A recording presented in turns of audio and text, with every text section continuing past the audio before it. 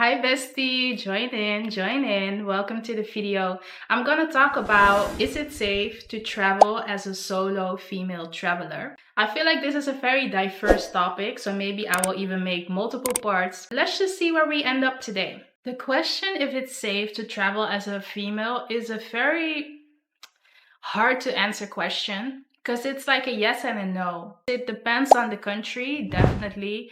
It depends on the type of woman, and it also depends just on the circumstances. I would say like not everybody is meant for solo travel. You need to have a certain type of attitude and a certain type of energy about you. It is something that every woman can create and can cultivate, but it's not what comes natural and is easy for every woman to do. Traveling solo as a female is so powerful. It brings you in a state of resilience, I would say. It really shows everything you've learned from since you were a baby up until now. You get to use all your different skills, your communication skills, your survival mode, getting things done, assertiveness. But also it brings you in a state of thinking of your own and not thinking of other people's opinions and wants and needs, but what do I want and need? I have been traveling solo as a female for the first time since I was 16 years old. And I remember I went to Spain. It was a very easy way to start solo traveling. I can recommend this for everyone because I was going to learn Spanish and I was sleeping at the school. So I shared a house with 6 other girls, and it was a campus with more houses on it, with more people, so everybody connected. You met people from all over the world. I'm from the Netherlands, but there were people from from Portugal, Italy.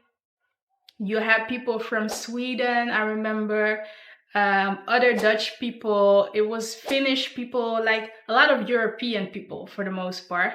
So that was pretty safe, and pretty easy. In that vacation, I also ended up doing a lot of things out of other people's ideas instead of, going out there on your own. I was never alone.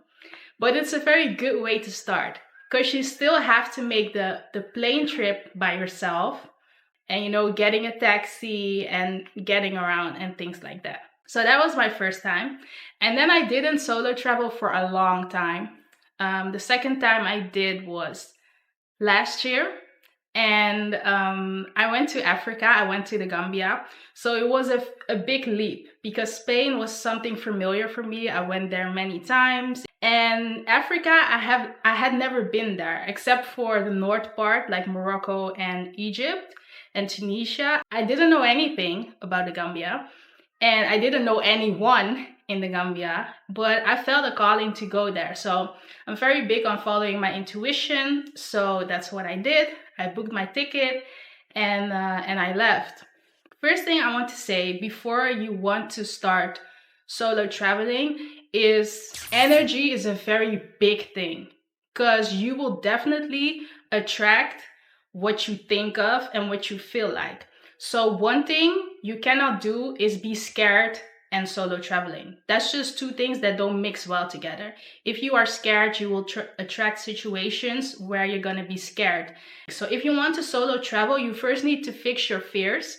And it's usually mental. It's more mental than I would say that really something will happen. But still, you need to be very secure in yourself and know your strengths and your weaknesses. So for me personally, I know my strength is both physical and mental. So I know I can physically fight, but I also know mentally, I know how to get out of situations because I'm smart, or even better, not get into situations because I'm smart and already thinking steps ahead. That's one thing also. If you're solo traveling, you cannot always 100% relax because you are on your own. So you need to be alert at some times.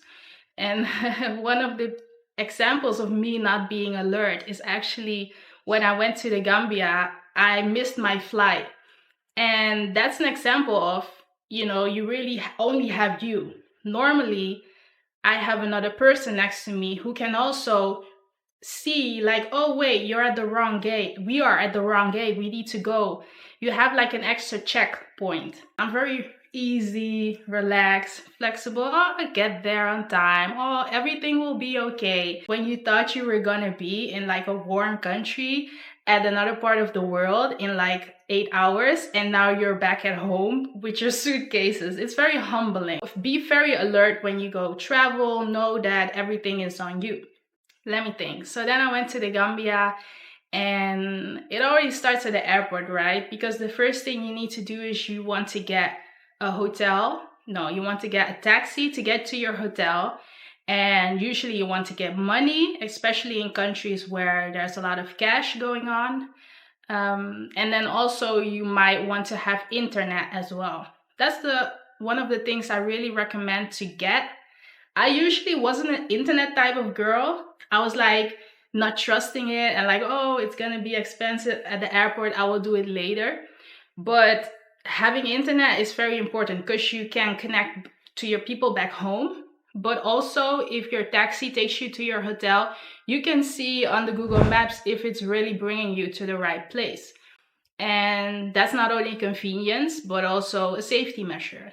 So when you're solo traveling, you're also gonna be in cars with people that you don't know. I also saw on Instagram that they said you should always sit behind the driver, know the address of your hotel, know the telephone number, have someone maybe back home who can follow you, through WhatsApp or through Follow My iPhone. People can also sense if you feel fearful. They can also sense if you are feeling lost, feeling uncomfortable. They pick up on that and they know who to target. It's just like when you're back at school and some people, they always get bullied and some people don't. And it's because they can feel the energy. Bullies can feel the energy of the people who are weaker, so they know who to target. I don't want to make this a negative video, by the way. I just want to give you the tips. Your energy is very important. Like I said, before you go, already make sure your energy is straight. And be conscious of when you're at a new place, like an airport. Like, don't be looking like, like a lost Bambi, like, I don't know what to do, because it doesn't work like that. So what are the fun parts about solo traveling? You don't have to answer to nobody. Like, nobody has opinions or ideas or things that you need to think about and maybe go do. Take your time every day. You can go to bed as late or early as you want. You can go to breakfast or you can completely skip it. Nobody is waiting for you. You can like be in peace. Because if you're with a friend or a family member, like, you will be talking all the time and it takes away from your consciousness. Because if you're like walking down a boulevard, a street, and your friend is like talking, you cannot really see what's going on. A lot of people go on vacation, but they actually didn't see the country. They were not really looking, like really looking. And when I go to a country, I look at the people, like how they behave, their body language, the way they speak. I listen, I look at the infrastructure and the beautiful buildings. I look at the animals, I listen to the birds, I see how the wind moves through the trees, I feel the sun. Like, I really try to be in the present moment. And when you're solo traveling, you can really do that. It also gives you a good sense of where you are in your journey right now. The more clear and still your mind is, the more you're gonna have realizations, because now there's room for it. Your mind will start going and thinking and feeling, and you will notice, oh, okay, maybe I'm not where I want to be right now. Okay, what can I do to be there? And actually make a plan. Like, what are my goals? You can go write it down, have a journal. You have time to read. You have time to speak to new people who will also give you new insights, because people are born in a complete other part of the world. They have different reasoning, different experiences, and they will share their teachings with you, and you will take some of them with you and some of them you will leave, but you will definitely leave as a wiser woman. So that's really why I recommend solo traveling. I hope you have a better idea of what it's like to solo travel, and I cannot wait to see your pictures and your videos going on the trips. Like, if you have them and I inspired you to go, please send me. just drop your questions in the comments and I will answer them, or even make a new video about it. It's just something I really recommend. You need to be very intentional about it, but when you go about it the good way, it's really amazing and you will learn so much. Okay, I see you in the next video, guys. Say hi. Bye.